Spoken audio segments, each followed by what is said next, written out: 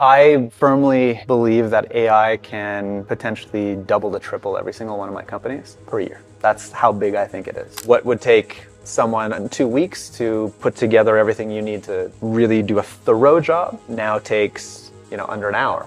This right here was probably the replacement of at least 3 months of work. You get more done better and faster. Quality of your work improves drastically. There will be a democratization of execution. You are wasting 80% of AI's potential because you're starting every single conversation from scratch. Meanwhile, your competitors are getting strategic insights from AI while you're stuck explaining your business context over and over and over again.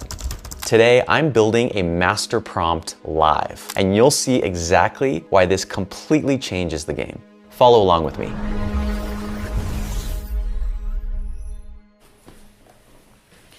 Welcome back to the channel, Hayden. Thanks for having me again, Tiago. So last time we introduced you to what the master prompt is, what it's for, what are some use cases. As we saw in the comments, you wanted guidance in how to actually create one for yourself. So that's what we're going to do now. We're going to open up the template that we shared with you previously, which we'll share again in this video, and just walk through answering and completing this template step by step with the help of both an AI itself, in this case ChatGPT, for those of you who would like to use ChatGPT instead of Claude, but also with the help of Hayden here as my kind of personal master prompt coach.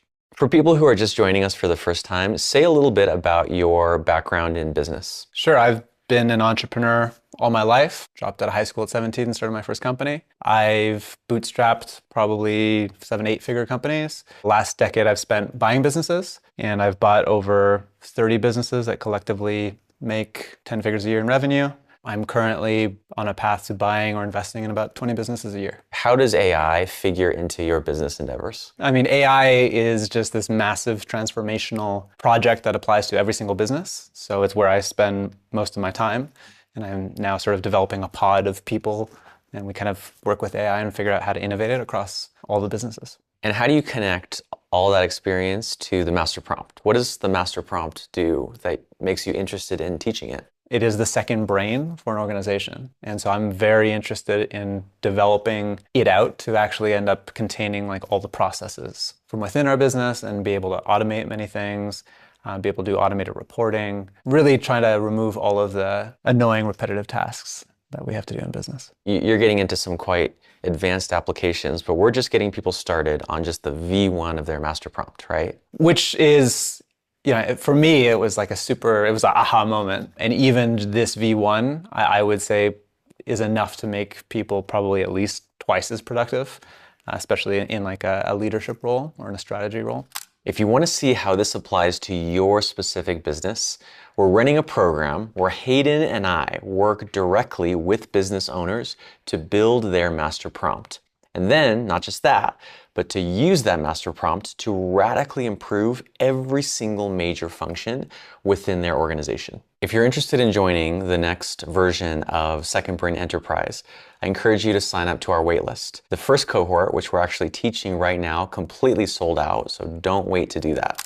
And if you watch till the end, we're actually going to package together all of this, the prompt, my insights, Hayden's coaching, all together into a free custom GPT that we'll share with you that will guide you through the process of creating this for yourself. Ready? Let's get into it. So here's the prompt I'm going to be using, which don't worry, we will provide to you. And it basically tells ChatGPT to act as a business coach, the foremost authority on organizational design and strategic planning. And it's giving it a task, which is to help me understand and document my professional context. Then we have more specific instructions, which are to create a canvas, that is the ChatGPT term for a standalone document, which it will call the master prompt. And then to ask me a series of penetrating questions, one at a time, that's important, to answer the questions which are in our template, and then fill it out based on my answers. I'm going to put my cursor at the beginning, hold down the shift button, go all the way to the end, and click again to select this whole thing. Then I'll hit Command-C on the keyboard, head over to ChatGPT. I like to use the ChatGPT desktop app, and then I'm going to paste it in a new chat and hit return. So this starts out with some pretty basic questions. Pretty sure I can answer these on my own, but let's see. So there's my name. It wants to know my role or title. I'm going to say founder and CEO of Forte Labs.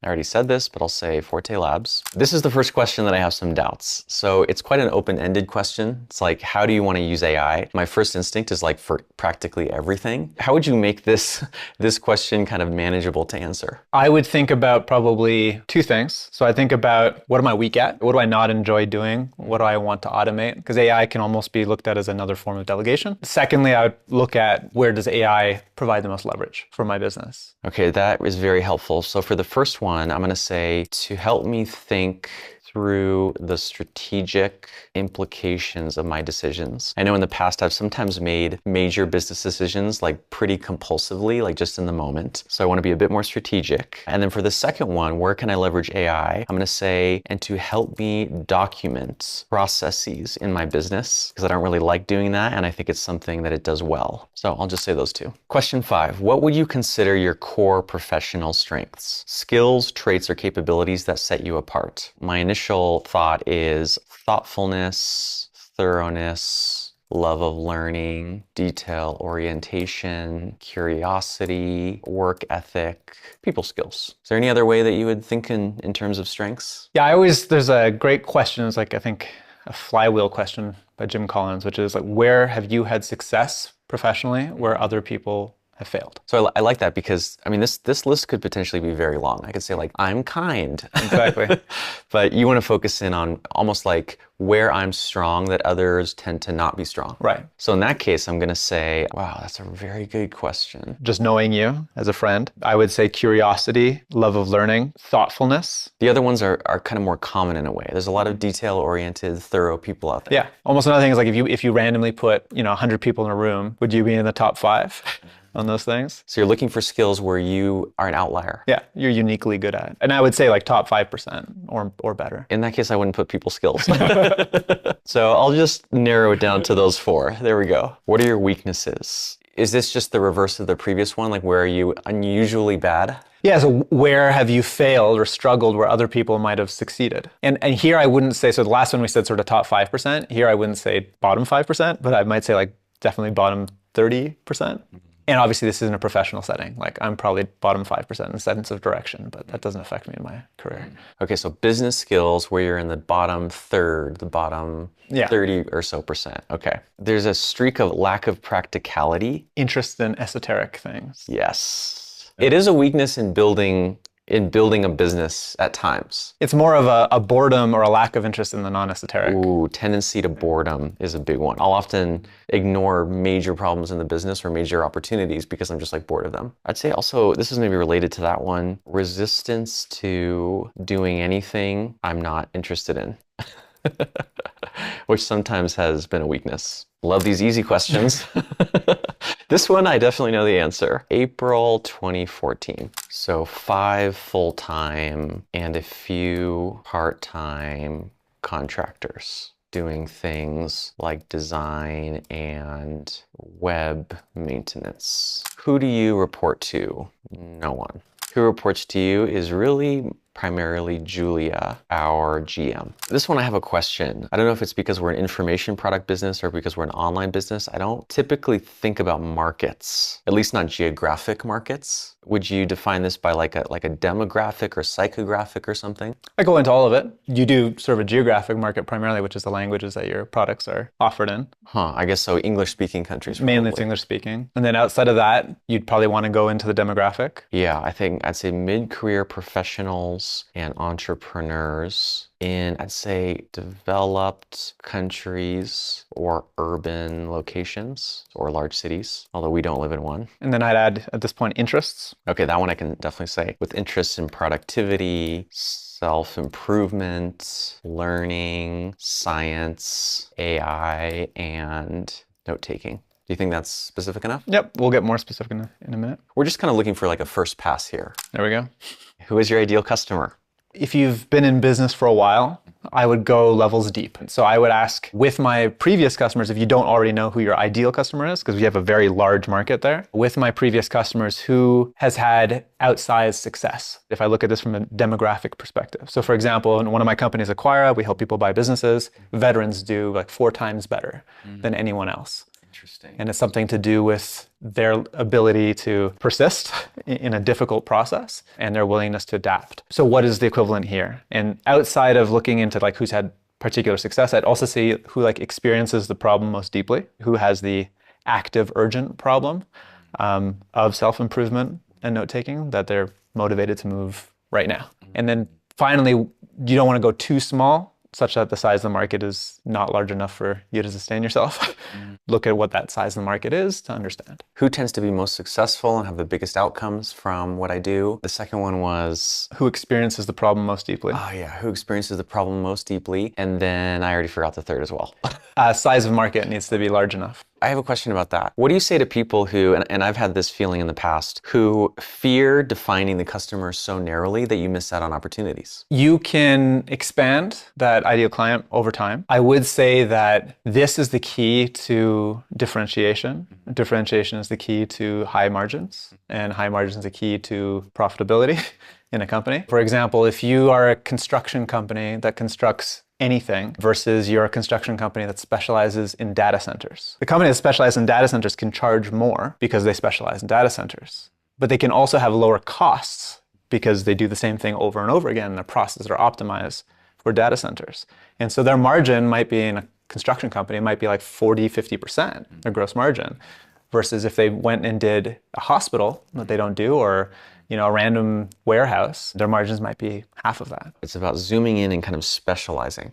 What comes to mind is a certain kind of person who is kind of already highly intelligent, professionally successful, and self-aware, but there's like an infrastructure layer that they're missing. Lacks frameworks, mental models, systems, and tools that enable them to use their knowledge and expertise effectively. Is that a good ideal customer definition? I think it could be honed. This would be difficult for you to quantify the size of the market. I would add one more thing, which is who has money, right? This is a business. Ideally want to sell products at good prices that they can afford. And so that kind of goes with the problem, right? The person who experiences the problem most deeply is most willing to spend money. So I'll take a look at that description, right? Highly intelligent, professionally successful, self-aware. I see, are they business owners? Do they hold a certain position in a company? Are they managers? Are they leaders?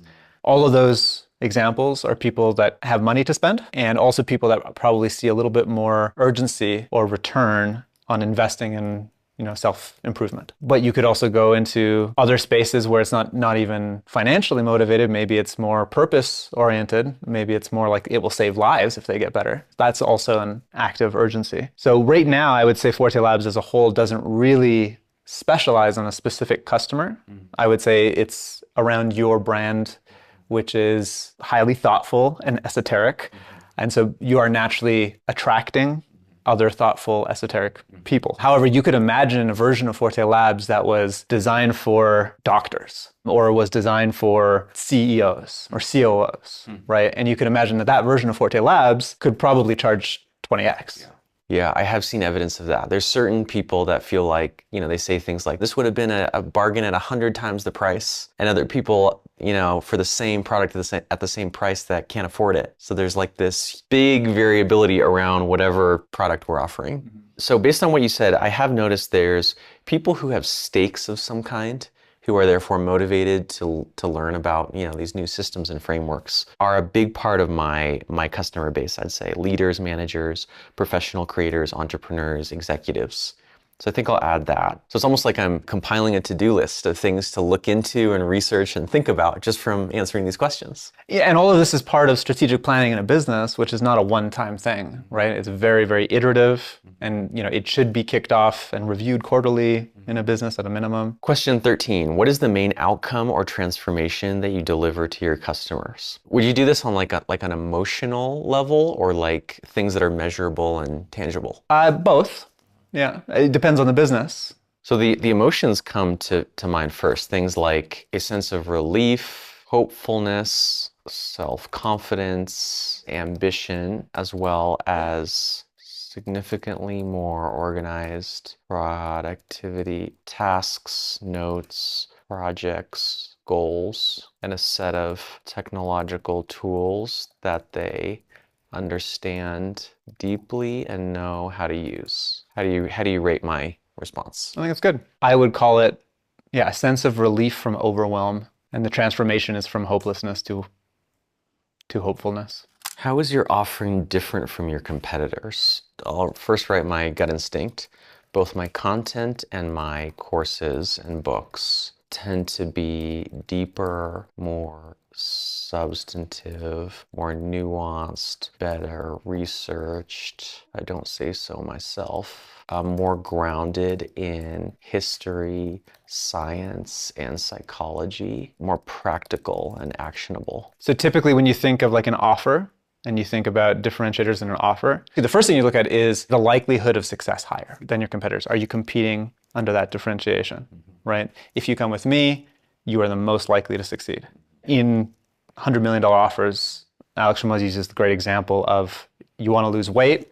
There's lots of ways you can lose weight. Probably the most probable way to lose weight would be you get a liposuction, right? It's like you're 100% going to lose weight. Yeah. But it's bad in other ways. But because of that, you pay much more for a liposuction than you do for, a personal trainer. So first one is higher outcome of success. Second is get success faster than your competitors. Third would be that it's easier for you. You have to put in less effort. A fourth would be that it's less risky or safer. In your case, that probably doesn't apply. So firstly, I would say compete on one of those. Later on, you can compete on multiple, but ideally you compete on one. In your case, you are probably competing on what, I would say better, right? So more thorough. And only on that, because it's actually like worse on the others. It's slower, takes more work. It's not really faster, it's just more effective. But it's definitely not easier. No. But I'm sure you see the info marketing style of this, right? Yeah. Which is get rich quick style or get productive quick style offers, and they are successful. So I think that's the framework to approach it by. The last one is cheaper, and I would suggest not competing on cheaper, just because, again, that affects your margins, which means you don't have much of a business future. You can only compete on cheaper if you have other major advantages. So I think what this is going to make me add is to just highlight my offerings tend to be more effective than others, but also require some time and investment of effort to get results. This isn't a straightforward, like, this is how I'm better. It's sort of how I'm different, I guess. So right now, it's important to contrast. So right now, you're talking about what your offering is, not what your offering could be, right? So I think it's important to say this is reality today. You can then, once you have reality documented, you can then have aspirations documented, and you can start to think about that. You can also add it here. As I go through this process, I'm realizing that I need to think about this and perhaps focus on the differentiator being speed, as an example. Yeah, it'd be nice if I could maintain effectiveness and then start increasing the others. I'll leave that as a first pass for now. Who are your competitors and what do they offer that's similar or different? What comes to mind here is it depends on the product. Like, my books have very different competitors than, say, our membership. Should I pick our most important product for this? Yeah, in this case, you can mention it in the master prompt about that differentiation. I would say take your highest revenue product or service. Okay. And then I think I'll even say that for the Second Brain membership, it's kind of our main source of revenue and flagship product. Our competitors are other courses, memberships, communities, accelerators, coaching programs, etc., that offer exclusive content, training, events, networking, etc., such as, I'll think of Ali Abdaal's Productivity Lab, Ryder Carroll's membership. It's funny because I'm friends with all these people also. Nick Milo's Accelerator program, and Anne Laure Lecompte's Nest Labs community. What's interesting here again is that because your ICP isn't that targeted, it's fairly difficult to answer. Actually, a lot of these other people also don't have super targeted ICPs.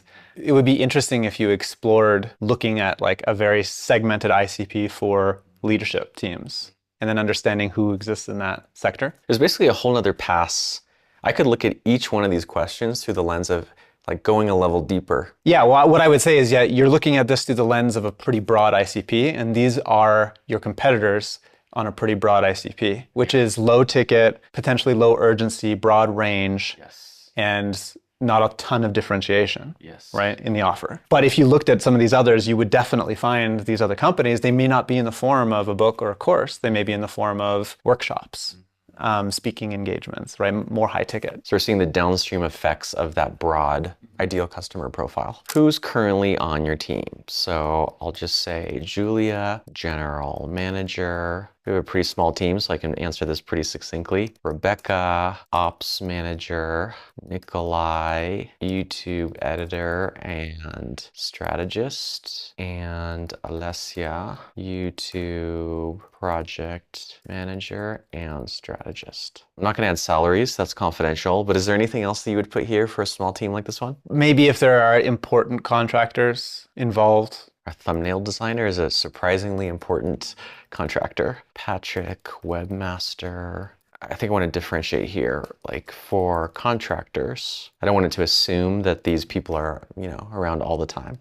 Maya, designer. Okay, for each core team member, so I'll focus on the full-time staff. What is their most important performance metric or success target? What is a performance metric or success target? Performance metric, KPI, success metric, etc. It's a very generic term, and it has a lot of different interpretations. Let's say, to ask like what is a good KPI or what is a good success metric would be, in this example again, what is a leading indicator that is controllable by Nikolai that is directly tied to the outcome of the highest level process? So leading indicator, which could you say what you mean by leading? It would be something that Nikolai can control. So for example, this is hard on a YouTube video because I don't know YouTube. It's more like an activity metric. So it'd probably be something around like the actual number of videos that he outlines would be a leading indicator, target versus actual. The number of ideas that he identifies, plans, sort of strategizes around. Yeah, because that then would tie to the number of videos that get published.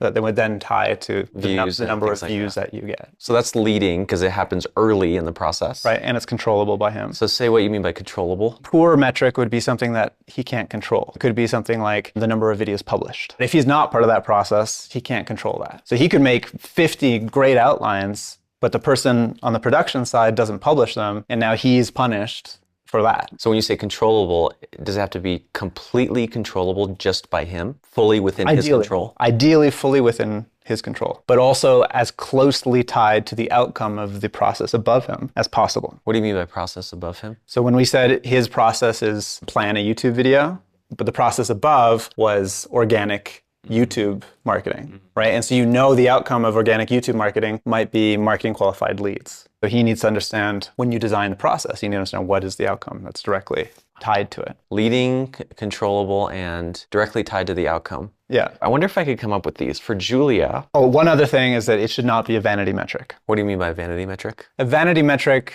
I mean, it's kind of similar to directly tied to the outcome, but a vanity metric would be like number of subscribers, number of views. Those are like mostly what YouTubers count. Yeah, because it's vanity, right? It's just, does that actually tie to revenue? You may have a video that has 700,000 views and you're all chuffed about it, but most of those views weren't for your ideal client. Right? Which is usually the case. It went viral. Exactly. But didn't do anything for the business. It's 4 criteria. For Julia, since she's the general manager of the whole business, my first instinct is to put profit. Can the profitability of the whole company be a KPI? 100%. For a GM, it's like P&L control. That's usually what it is. Obviously, it's tied to her strategic planning outcome is the financial performance. Profit is not a leading indicator. In fact, it is the ultimate lagging indicator. Interesting. Right? There's a concept called the balanced scorecard. And basically it takes everything to say that there are kind of 4 areas of leading to lagging from bottom to top, and they flow up. Actually, at the bottom, you have people and you have training, and then you have processes, on the second level. On the third level, you have execution, and then finally you have finance. And so everything always flows up. So that's leading all the way to lagging. So it should start with people. It could, if you wanted to make it leading. So you might give her ultimately two. One could be the most important outcome, which is NOI. NOI? Net operating income. Okay. Profit. Or it might be ultimately on the execution side or even on the process side. It depends what your focus is. What comes to mind for this, when I think about what is way upstream of profit, I kind of think for us it's launches. Almost all our revenue, even for the subscription product, which is a recurring revenue product, how people come into it is when we do at least a small launch, at least just like, this is a new feature that we launched, or here's a new exclusive event. Would number of launches per month or per quarter be a good one? That would be a great leading indicator, yeah. How many KPIs should each person have? Everyone needs to have at least one number. And I would say if everyone has more than like 3 numbers, that's probably too much dilution. So I would say 1 to 3. I personally like to do 2 because I find that 1 tends to get you the lagging indicator only. You could say if you did 2, you could have 1 lagging, one leading. I like that. So number of product launches, leading. For the lagging one, would you just say, is it better to have an absolute number for profit or a percentage? So usually it's goal versus actual for all of these things. So you're the CEO of the company, right? And so it's your job to actually go out and create goals for the company and communicate those goals. Julie, as your GM, needs to execute on those goals. And so if you say the goal is, I want to make $1 million in profit this year, ultimately, is she hitting the goal, right? She agrees to the goal. Is she hitting the goal? If you say, I want to do 8 launches this year, how does she do? Or I want to do 2 launches this quarter. So almost always your KPIs are goals versus target. It's not just the higher the better. No, because it needs to be realistic, right? It needs to be constrained to your actual resources and abilities. Target versus actual. I don't think I'm going to add that for everyone though, just for the sake of simplicity. I think I'll just say profitability. Net operating, what'd you say? Net operating income? Yeah. And for each of these, I'll keep in mind or I'll make a note that it's target versus actual. For Rebecca, I'm going to put something like, this one's harder because she has quite a range of operational and administrative tasks that I don't have much visibility into. I guess I could say like, what do you call it when they have a customer support email and they're like good with it? Customer satisfaction. Yeah, NPS. But that's a lagging, right? Not really. Like if you actually think about lagging would be a churned customer. The absolute lead, if you're looking at like customer satisfaction, the absolute leading would be something around how quickly do they deal with tickets and how well rated are those. Somewhere in the middle might be the actual ratings or an NPS, a Net Promoter Score. But typically for operations, this is about quality. NPS is usually used as part of customer success. But now I'm getting into aspirational things that we don't actually do. So I should stick to what we currently do. If you don't actually report on KPIs, then you kind of have to be aspirational. Okay, that's true. Okay, well, we're being aspirational. For Nikolai and Alessia, they live together, they're partners. So they work as such a integral team. I almost want to give them the same KPIs. I guess I don't know enough about how they divide their responsibilities. That's fair. Number of video concepts or like prepared video concepts. That was an example for a guide around preparing video concepts. But actually they're responsible for a higher level process, which is the entire YouTube marketing. So that would probably be so I'll tell you what most people think. They would say number of views and number of subscribers, both of which I don't think is true. I think it's actually what are the number of qualified leads? Because again, we're going market to lead. If you publish a YouTube video, your metric shouldn't be how many views do I get? Your metric should be how many emails do I get? And are those emails from my customer, my ICP? Because if you get a bunch of emails, then they're from people in a different country outside of your ICP with a totally different demographic, they're not that useful. But doesn't all that fall under qualification? Yep. That's why it qualified. For leading, I think I'll say number of videos published, right? Oh boy. Okay, I'd say the flagship is the Second Brain membership, and I'll just say recurring subscription for $650 a year, BASB Foundation and Pillars of Productivity courses, which are $499 and $250 respectively. A number of books averaging $15 and Second Brain Enterprise, which is currently, or at least was, 10,000. What new products or services are you planning to offer in the future? Not really any besides those. No plans. So I like Hit's guidance here. I think I'll describe them collectively as information products that offer instruction, training, and education around use of technology, either in the form of a book, course, membership, or cohort. It's basically saying that wasn't good enough. Please be more specific. Good job, ChatGPT. Yeah, it's not letting me be lazy, dang it.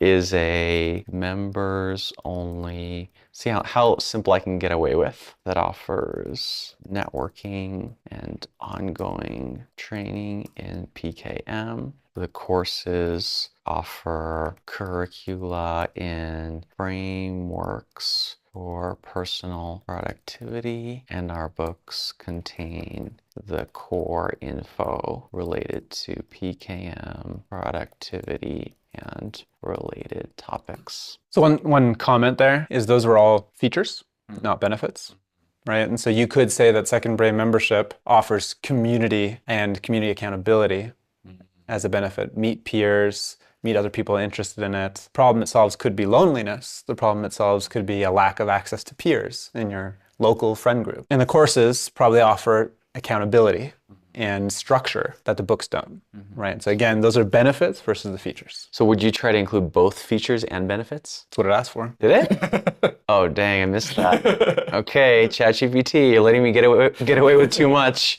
Luckily, we have Hayden here as well. I'll save that for a second pass later on. What the heck are core values and how do I know what they are? If you've ever worked in a company or owned a company that had good core values, it is a game changer. And if you've worked in a company that had bad core values, meaning they weren't real, they weren't true, it was probably worse that they had those values than if they hadn't had them at all. A good value is a fact. It's not an aspiration. It's real. And they don't need to be good traits. They need to be real. Your values attract who works at your company and who succeeds in your company. Who gets promoted, who gets hired, who gets fired is based on values and basically showing anti-values. Ultimately, it's what gives a company, so it gives a couple different things. It's a decision-making framework for you. It gives you speed, but it also gives you culture. It gives you something unique to follow. One of the interesting ways to look at values in a small business is you actually look at the strengths and the weaknesses that you listed, because often the values and the DNA of the founder spill over into the organization. I can say, like right now, based on some of the strengths and weaknesses you showed, thoughtful, thorough, you had those both for strength, like personal, like learning, voracious learner. And then some of the things you said were weaknesses, esoteric, not financially focused, easy to boredom. How do those express themselves as values in the company and culture? I'm not sure because, so I'll give you an example. I have a set of personal principles that I think I'm pretty aware of, but I'm not completely sure if they translate directly to organization values. For example, I have a personal principle to just always follow where my curiosity leads. I don't know if I want everyone in the organization to do that.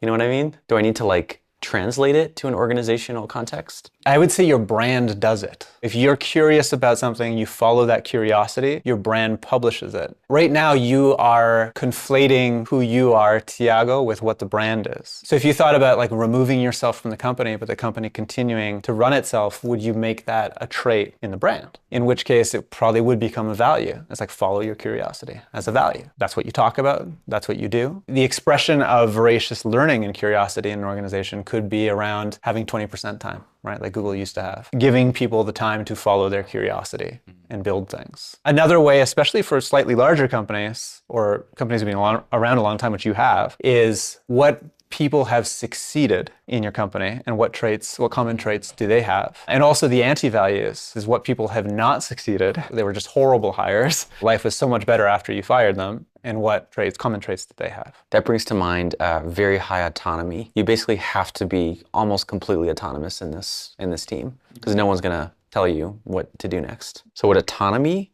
I think that is, yeah. Autonomy. For the curiosity thing, you mentioned how I would separate myself from the brand. So I'm trying to imagine like if I were to sell the company, imagine, and step away and exit. But then I almost think, well, then in that case, I would just want them to stick to exactly what I said. Like, I wouldn't want them to go follow their curiosity to all these different things, still using my name probably. I would fear that loss of control. So it's almost like my value would flip from open-ended curiosity to quality control and consistency. I kind of look at it from a customer-centric perspective. Why do people follow Forte Labs? It's a great question. I don't know.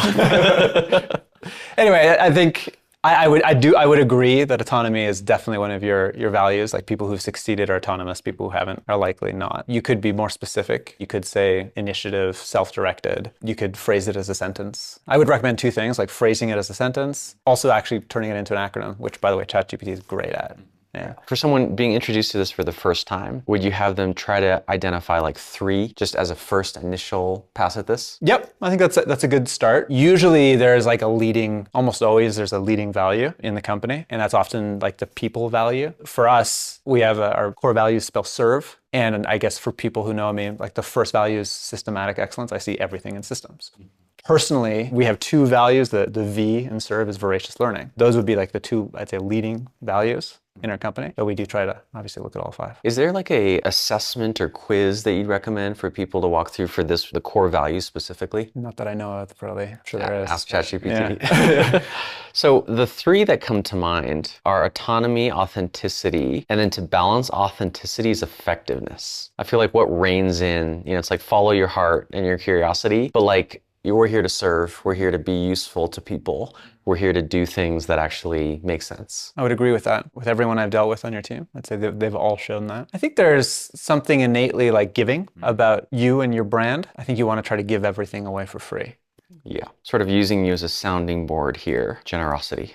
Good enough for a first pass. What is your organization's mission? Oh boy. My first instinct is just to make people more productive so that they're more fulfilled, so that they're happier in their lives. But that feels broad to me, maybe? I think it's fine to be broad. I'd say with their work and lives. Your formula here, your Mad Libs version of this, right, would be like, we make target ideal customer. Maybe there's a better way to look at this is we solve X problem for target customer in order for target outcome. This goes back to my ICP problem. Like, people who are already really high functioning, but they're so smart, it's messing up their lives. I hate to say make high functioning people even more effective, but there is something to that. We're not really serving people that are at a low level of functioning, either in their career or in life. So how about we help high functioning people? So what did you phrase this before? It was relief, right? Relieve their stress, relieve their overwhelm, their sense of overwhelm. So they can live. Then if you really want to get into it, you could say by what is it that you do? Delivering educational experiences. This is turning a little bit more into a value proposition than a mission, though. You might want to get rid of the buy. You're going into value prop. I would just say so benefit, which you have, so they can live more productive, fulfilled, and happy lives. Yeah, I think this is our mission, more or less. Okay. You should put that on your website. That is what we spend all day, every day doing. What's the biggest, most audacious long-term goal for Forte Labs? Let me tell you, my first instinct is just it's like change the mainstream understanding or the mainstream practice of our topics. Personal productivity, note-taking, PKM, AI. Change it in which way? Make it more realistic, more research-backed, more practical, more with a higher ROI. It's like so many different dimensions. Do I need to pick one? What is the ultimate transformational outcome of the world if that happened? What isn't the transformational outcome?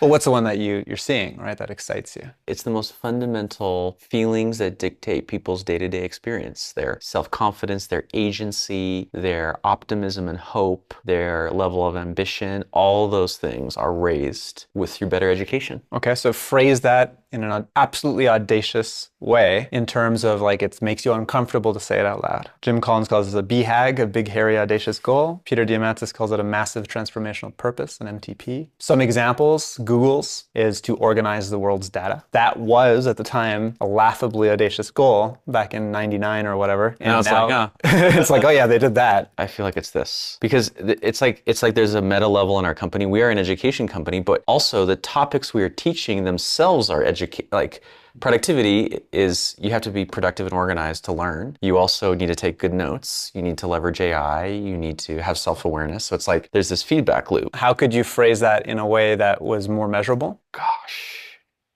You know, it's funny, the first one that comes to mind is that everyone would make way more money. Because I kind of feel like that's like one of the real bottlenecks, life satisfaction and fulfillment. Because like you need the funding. It's one reason we focus on people's careers, because then you improve in your career, you increase your income, and then you have funding for all the other pursuits. So here's something I'm thinking. Obviously, this is me, so it's not you, but the book Multipliers talks about actively measuring how productive and engaged employees are in companies, and basically saying, hey, and on average, people like under 50% productive. Literally, if you could get people to 90% productive, imagine the effect on the company. If you could get the world to 90% effective from 40% effective, imagine the impact on society. Yeah. What if you were to double the effectiveness of the world? And productivity can be measured Through personal transformation. Dude, that's an awesome one. We double the level of global productivity, which is on a downward trend, by the way, over decades through personal. Yeah, it's not about, by adopting so-and-so technology. It's all about the person. There was a really interesting quote that organizational change comes from the cumulative effect of personal transformation. Why does productivity matter? Because then you have the time, the resources, the money, everything to do even more personal transformation. I really think as AI unleashes our bandwidth, that would be the best use of our time, every form of personal transformation. There's like a feedback loop between these two elements, global productivity, personal transformation. That was very well put by you. Okay, got to share that with the team. That was all 24 questions that it's now put into what's called a canvas, which is just basically a document. So now that we have the master prompt, I'm going to go ahead and download this as a PDF by clicking right here. I'll call it Tiago's master prompt. And then I always like to put the date, just 6/5/25. Then we're going to head over to the web browser version of ChatGPT because that has a few extra features that we're going to need. And I'm going to click New Project over here on the left and say Tiago's Master Prompt.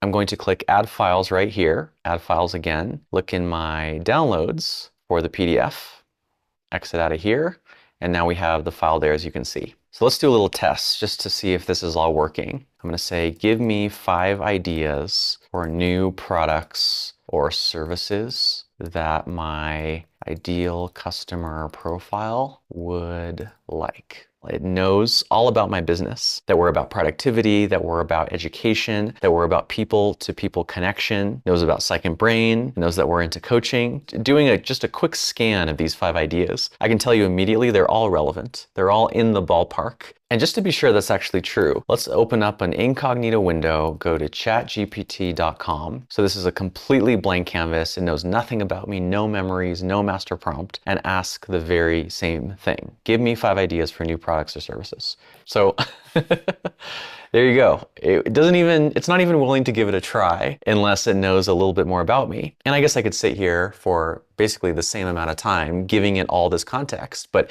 so much more useful to have all that up front, right? So I actually want to do an even better example. Heading back to the 5 ideas that it gave me with full knowledge of my master prompt, let's actually pick one of these. I really like this idea, a PKM certification program. This is actually something we've considered several times in the past. Instead of just being like, oh, that's a good idea, let me think about that sometime. I'm actually going to say, okay, give me a comprehensive go-to-market plan for how to develop and launch idea number 5, including OKRs for each, that's objectives and key results, for each member of my team. Anything else? Just to do it in a separate canvas. See what it comes up with. So I want to touch on a couple things here. So just notice not only how long this is and how comprehensive it is. ChatGPT will always come up with things that look very credible on the surface, but there's so many little bits of context. The fact that it knows about BASB, it knows about the kinds of people we have in our ecosystem, has a realistic timeline. It knows about how our marketing works. It can assign for each member specifically, not just their position, but their name on our team with some knowledge of how their performance is measured and what their current role is. I could go in here and add a lot more detail that would allow it to flesh this out, but this is just fantastic as a V1 kind of first pass. So one thing I'm curious about is this development timeline. This seems to kind of be assuming typical human timelines, but I'm going to ask it, please revise the development timeline to take into account what's possible with AI instead of humans. 1 to 3 days. So now it's an AI accelerated timeline. So instead of weeks, it's days, basically. So it's compressed a 12-week plan, so a 3-month plan into just over a month, basically around 1/3 of the time. I could also have it go in and, create that quiz, design the quiz, even using code, design the email course and write the contents of it, develop a pricing model or different tiers and what's included under each one. It's like each bullet point on here could just be the beginning of an entire project for AI or ChatGPT to complete on my behalf. You have a background buying and selling various kinds of businesses. You've been doing that for many years. How have you been using your master prompt with AI? What kinds of tasks and projects do you use it for? Everything. So first thing we do is we'll design all of the processes for the business using AI. So we actually did this even before AI, and it was a 2-year process. Now the actual design is probably a 1-month process. Obviously implementation, buy-in, all that still takes probably the same amount of time. Training our leadership teams on it. A lot of the functions on finance, on marketing. For us, it's a shared service across multiple companies, and that's all really like 90% AI at this point. We're testing out SDRs, so people taking calls with AI agents, which even now is it's more effective overall because of your time to lead is seconds. Even though, the actual quality of the call may not be quite at the standard of a human, that time to lead makes up for it. So we did the process that you saw manually, step by step, took us a couple hours, but we really wanted to make this much easier for you. So we have created a 100% free custom GPT that has everything that you saw here already preloaded. The whole template, all of the different principles and tips and guidelines and do's and don'ts that Hayden generously gave to me are all packaged inside this custom GPT, which you can find in the description below. I really, really strongly urge you to check it out and to make at least that first version of your personal master prompt. If you want to see how this applies to your specific business, we're running a program where Hayden and I work directly with business owners to build their master prompt. And then, not just that, but to use that master prompt to radically improve every single major function within their organization. If you're interested in joining the next version of Second Brain Enterprise, I encourage you to sign up to our waitlist. The first cohort, which we're actually teaching right now, completely sold out, so don't wait to do that. Is there any other last words or pieces of advice you would give for people embarking on the first version of their master prompt? Just to do it. It's one thing to watch. It's another thing to do it. Don't get overwhelmed with all of the things you can do with AI. I think the key here is the first step is just to use a tool, whether that's ChatGPT or Claude. Just use a tool every day and get as many reps in as possible prompting, because you will be amazed how much better you get at it and then how much more productive it makes you. Much more productive. I'm way more than double. In terms of what I can do, I can probably get 3 to 5 times more done at probably 3 to 5 times more higher quality, more thorough. And my companies can just implement much more thorough systems than we possibly could have before. In the next video in this Master Prompt series, we'll dive into 3 of the best practical use cases for your Master Prompt, now that you have one. What part of your business would benefit most from an AI that actually understands your context? Tell me in the comments.